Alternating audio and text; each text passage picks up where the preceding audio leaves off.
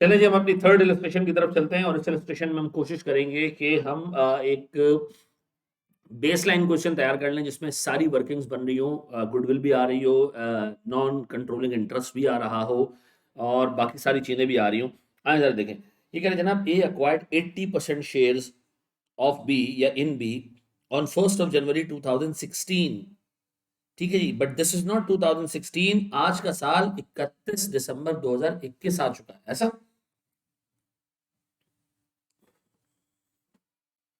अच्छा जी, तो इसका मतलब है खरीदे हुए भी तकरीबन कोई 6 साल हो गए हैं। 2016, 17, 18, 19, 20 और 21, 6 साल हो चुके हैं जी खरीदे हुए।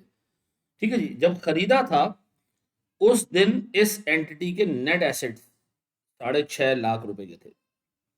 ठीक है जी, और हमने पूरी सब्सिडी नहीं खरीदी, 80% खरीदा हमने। ठीक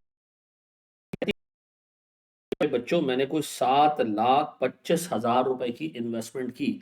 अब अपेरेंटली नजर आ रहा है 6.5 लाख रुपए की नेट एसेट वाली कंपनी के 80% टुकड़े के लिए भी आपने 7,25,000 दिए। इसका मतलब है सर आपने कुछ पैसे ऐसे एसेट्स के लिए भी दिए जो इन बैलेंस शीट्स में नजर नहीं आ रहे। ठीक है, अच्छा, कंसोलिडेशन तुम ऐसे कर रहे हो, इससे पहली दफा कर रहे हो। दो कंसोलिडेशन 2016 से चल रही होगी। ठीक है, अच्छा, फिर वो कह रहे जी, fair value of net assets was 10,500 more than the book values of assets for B on account of a piece of land. Hold on, यहां रुको, यहां एक डिस्कशन करनी है अब हमने। ठीक है जी, गौर से सुनो। मिसाल दे रहा हूं सर, एक बंदा आता है एक बिजनेस खरीदने के लिए। ठीक है जी, ये बिजनेस है टोटल। ठीक है, इस बिजनेस के अंदर जो बुक्स बनी हुई हैं, बुक्स, ठीक है जी, उस पर एसेट्स आ रहे हैं। गौर सुनना, या नेट एसेट्स आ रहे हैं सर 100 रुपए की। ये बुक वैल्यू है, क्या जनाब? बुक वैल्यू ऑफ एसेट्स है। फिर रिपीट कर रहा हूं, ये इस एंटिटी की, इस कंपनी एक्स की एसेट्स की बुक वैल्यू है। ठीक है, मैं इसको खरीदना चाह रहा हूं।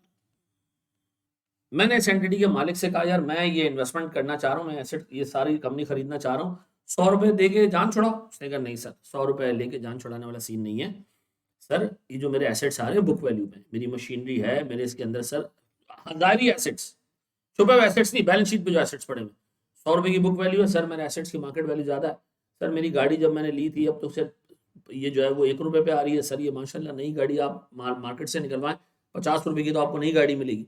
तो मेरी बुक्स पे जो एसेट्स की वैल्यू आ रही है बुक वैल्यू है। मैं काम करता हूँ, मैं एक वैल्यूअर को बुलवाता हूँ, वैल्यूअर को, और इसकी वैल्यूशन करवाता हूँ। सर एक वैल्यूशन हुई इन्हीं इन्हीं एसेट्स की, और पता चला कि इस fair value of identifiable identifiable assets ये निकला जनाब कोई 160 रुपए का। ओहो जी, इसका मतलब है बुक्स पे आ रहा है 100, जबकि असल में इसकी मार्केट वैल्यू इन एसेट्स, जायरी एसेट्स की बात कर रहा हूं, 160 है। मैंने कहा चल भाई 160 लेके जान छोड़ दे। उस बंदे ने कहा नहीं सर, मेरी बुक्स में मेरा हर एक एसेट थोड़ी आ रहा है। क्या मेरी बुक्स में मेरे बहुत सारे ब्रांड्स आ रहे हैं जो मेरे चल रहे हैं मार्केट में? तो नहीं आ रहे हैं, क्योंकि सर ब्रांड्स तो इंटरनली जनरेट होता है, इंटरनली जनरेटेड एसेट्स को हम रिकॉर्ड नहीं करते अपने पास। ठीक है जी, सर मेरे एम्प्लॉयज हैं इतने, आप बिजनेस खरीदेंगे तो आपको इन एम्प्लॉयज का एक्सपीरियंस, इनका काम, इनकी लॉयल्टी फ्री में मिल जाएगी आपको, आपने इसके पैसे लगाए। आपको पता है हर बैंक मेरे दरवाजे पे खड़ा होता है और वो मुझे जो है वो लोन देने के लिए तैयार होता है। क्या आपने इस चीज की वैल्यू लगाई?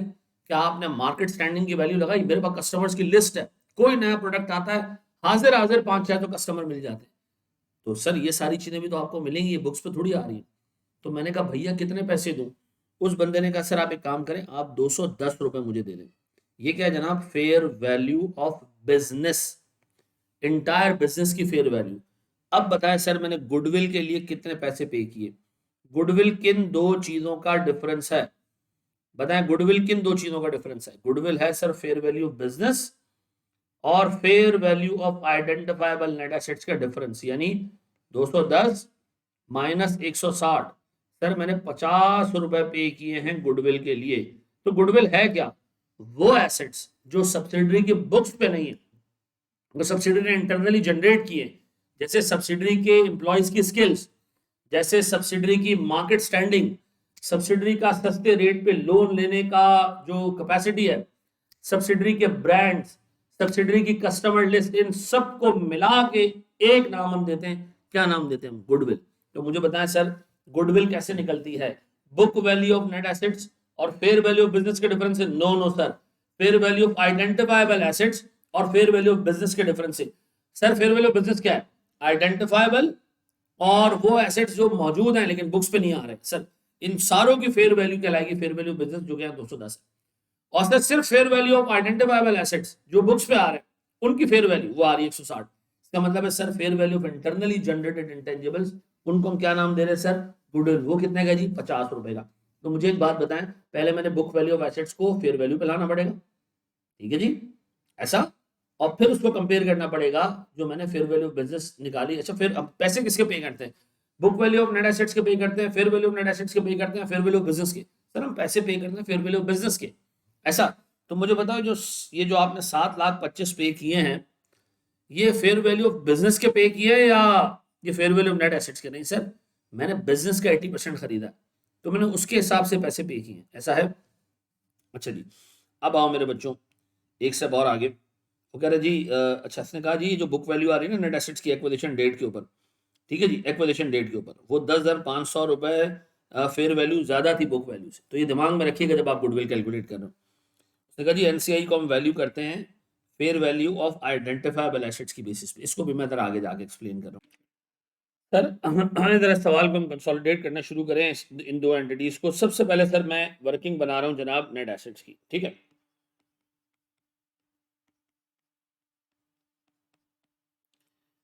देखिए नेट एसेट्स के बारे में एग्जामिनर ने ये लिख के दिया है कि जब हमने डे वन पे उसको खरीदा ना तो उसके नेट एसेट्स रिपोर्ट हो रहे थे, यानी बुक्स में मौजूद थे 6,50,000 के। ये फेयर वैल्यू नहीं है, ये नेट एसेट्स की बुक वैल्यू है। हमने पहले नेट एसेट्स की बुक वैल्यू को कन्वर्ट करना है नेट एसेट्स की फेयर वैल्यू में, ठीक है जी। अच्छा सर मेरे पास था क्या क्या पहले ही बताएं। एट एक्विजिशन,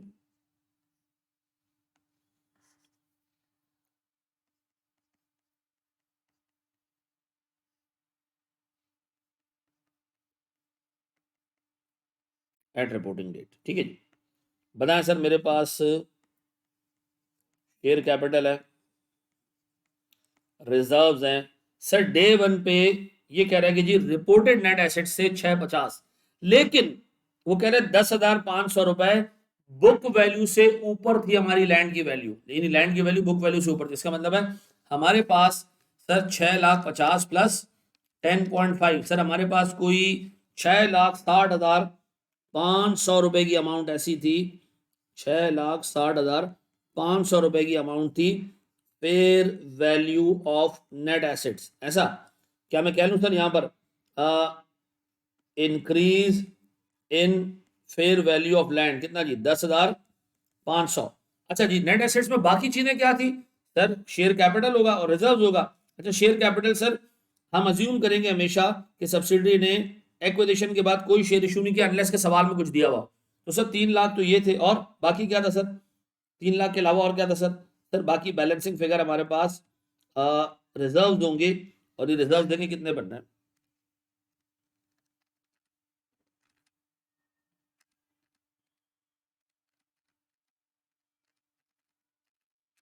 सर ये बनने मेरे पास 3.5 लाख। 3.5 लाख के रिजर्व से 3 लाख रुपए का शेयर कैपिटल था, 6.5 लाख रुपए की बुक वैल्यू थी, लेकिन बुक वैल्यू ऑफ एसेट्स के अंदर एक लैंड ऐसी थी जिसकी मार्केट वैल्यू सर कोई 10,500 रुपए ऊपर थी। तो हमने ऐड कर दी सर वो 10,500 रुपए की एडिशनल वैल्यू।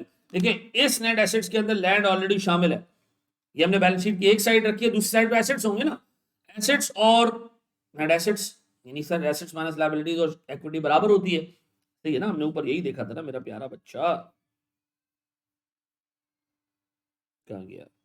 याद आ रहा है कि एक तरफ आपके एसेट्स माइनस लायबिलिटीज हमेशा बराबर होंगे किसकी? आपकी इक्विटी के होंगे। तो इस एसेट के अंदर सर लैंड भी शामिल है, लैंड तो बुक वैल्यू पे, तो हमने उसकी वैल्यू को थोड़ा सा बढ़ा दिया है सर, 10,500 रुपए ऐड कर दिए, तो ये आ गया सर हमारे पास एक पोर्शन। अच्छा फिर सर रिपोर्टिंग डेट पे भी ये 3 लाख ही है। सर रिजर्व रिपोर्टिंग डेट पे बढ़ चुके हैं सर, 6,90,000 हो चुके हैं। सर फिर मेरे पास क्या वो लैंड अब भी मेरे पास मौजूद है?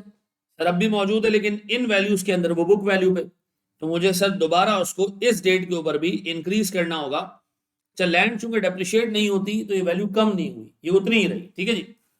तो सर मेरे पास आज भी fair value of net assets जो डे वन पे थे, आज ये फेयर वैल्यू नहीं है, ये याद रखना। ये आज ये जो टोटल आएगा फेयर वैल्यू नहीं है, हमें करना भी नहीं है उसको। हमने ये देखना है कि जब हमने सब्सिडरी खरीदी ना, उस दिन के एसेट्स की उस दिन के मौजूद नेट एसेट्स की फेयर वैल्यू क्या थी। वही हमारे लिए सर अब कंसोलिडेटेड बुक्स के लिए स्टार्टिंग पॉइंट होगा।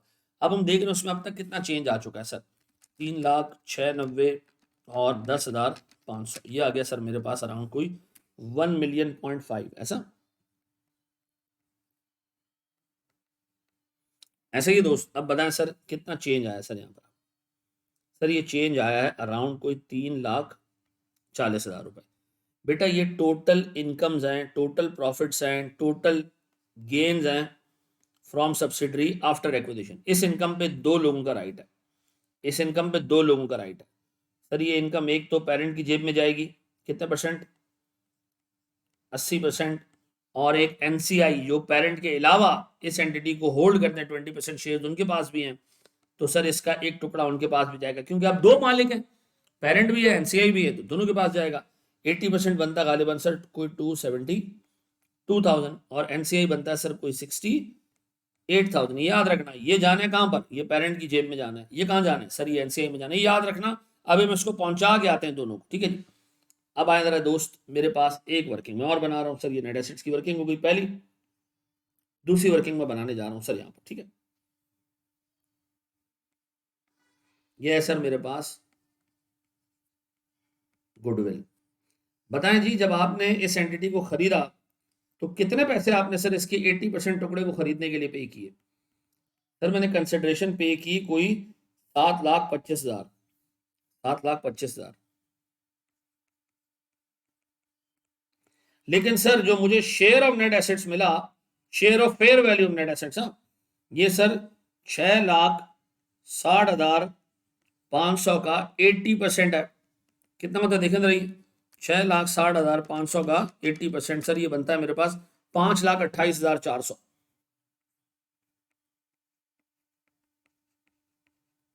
सर बताए मैंने 5,28,400 रुपए के नेट एसेट्स के लिए, फेयर वैल्यू नेट एसेट्स के लिए 7,25,000 पे किए। सर इसका मतलब है मैंने 1,96,600 की गुडविल के पैसे पे किए, ऐसा। ये है सर हमारी वो गुडविल जो पेरेंट ने अक्वायर की है, परचेज की है सब्सिडरी से, ठीक है जी। ऐसा ही दोस्त, फिर जी इससे और आगे हम जाते हैं जनाब, हम अपनी तीसरी वर्किंग बनाने जा रहे हैं, that is non controlling interest, ऐसा। बताए नॉन कंट्रोलिंग इंटरेस्ट, भाई शेयर ऑफ नेट एसेट्स इनको कितना मिला था शुरू में एट एक्विजिशन, कितना जी सर, 6,60,500 का 20% इनका। अगर 80% तुम्हारा तो 20% इनका भी दो ना। अब बताएं कितना आ रहा है सर, ये सर ये आ रहा है मेरे पास अराउंड 1,32,100। अब इसमें मैं ऐड कर रहा हूं सर क्या चीज, पोस्ट एक्विजिशन इनकम, ये वाली अमाउंट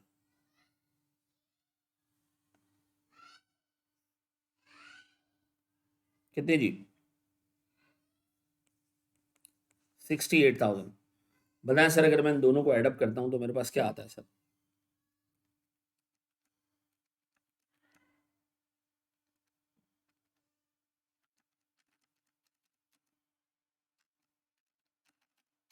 याद है सर मेरे पास 2,00,100। डन। ये आ गया सर मेरे पास एनसीआई की वैल्यू। सर जो नेट एसेट्स डे वन पे इनको एलोकेट हुए और बाद में जो प्रॉफिट सब्सिडी ने कमाया वो हमने इनको एलोकेट किया। सर मेरी चौथी वर्किंग किस चीज की होगी,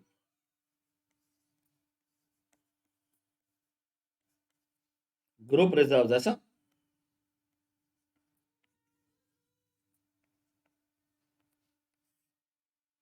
बताएं ग्रुप रिजर्व में मेरे प्यारे बच्चों, सबसे पहले सर पेरेंट ने क्या कमाया सर, खुद अपने जोरे बाजू पे अब तक सर ये कमाया जी पेरेंट ने 2,350,000।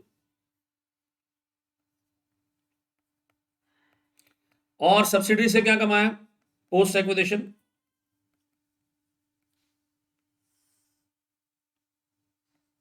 कितना कितना कमाया जी? 272,000 ऐसा। तो बताएं सर मेरे पास 272,000 प्लस 2350,000 ये मेरे पास आता है सर 2622,000।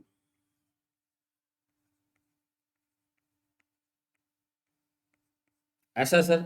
अब मैं बनाने जा रहा हूं sir statement of financial position. Sir ये मेरे पास आ गई है सारी वर्किंग्स। जगह इतनी नहीं है कि इस पेज पे मैं बनाऊं, तो मैं दूसरे पेज पे जा रहा हूं सर बनाने के लिए। सर मैं यहाँ बना रहा हूँ statement of consolidated statement of financial position.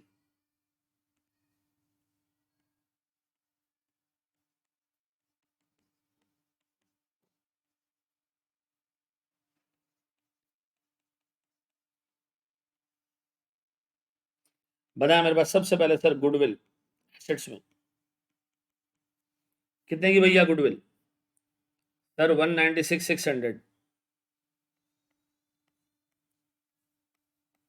Sir PP, लेकिन याद रखना पीपी में एक मसला है, दोनों के पीपी को ऐड भी करना और साथ में 10,500 रुपए का अमाउंट और ऐड कर देना, क्योंकि वो फेयर वैल्यू थी डे वन की 2715,000 प्लस 8,50,000 प्लस 10,500 रुपए। ठीक है जी सर, ये मेरे पास आ रहा है 3575,500।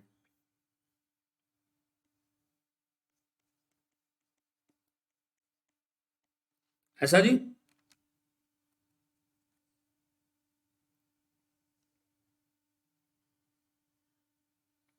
चलें जी सर, हमारे पास अब करंट एसेट्स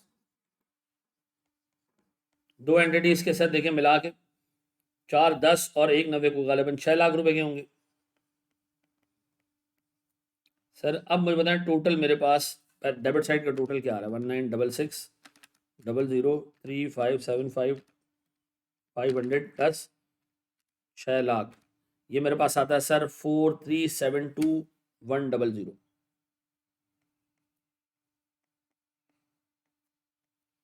सर मेरे पास पेरेंट का शेयर कैपिटल कितना जी? क्योंकि सब्सिडी का तो कैंसिल हो जाएगा 1250।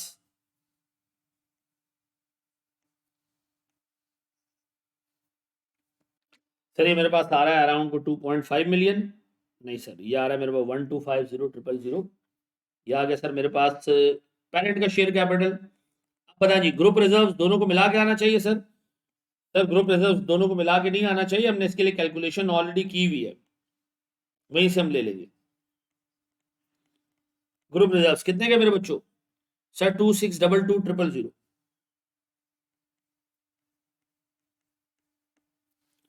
फिर जी एनसीआई सर मेरे पास 200,100। फिर जी सर मेरे पास लाइबिलिटीज, सर दो एंटिटीज की लाइबिलिटीज मिला के सर लाइबिलिटीज आ रही है 2.5 लाख और 50,000, इट वुड बी 3 लाख। अब बताएं सर दोनों मिला के कितना हिसाब किताब बन रहा है सर? 1250 प्लस 2622 प्लस 200.1, ये मेरे पास आ रहा है सर 4372,100। सर आई होप ये आपको समझ आ गया होगा, खासतौर पर इसमें गुडविल और एनसीआई और ये सारी चीज़ें, और ख़ासतौर पर शुरू की वो डिस्कशन अच्छे तरीके से इसको देख लीजिएगा सर। एक स्टेप और आगे जाते हैं हम सर। जज़ाकल्लाहु खैरन, thank you very much ji.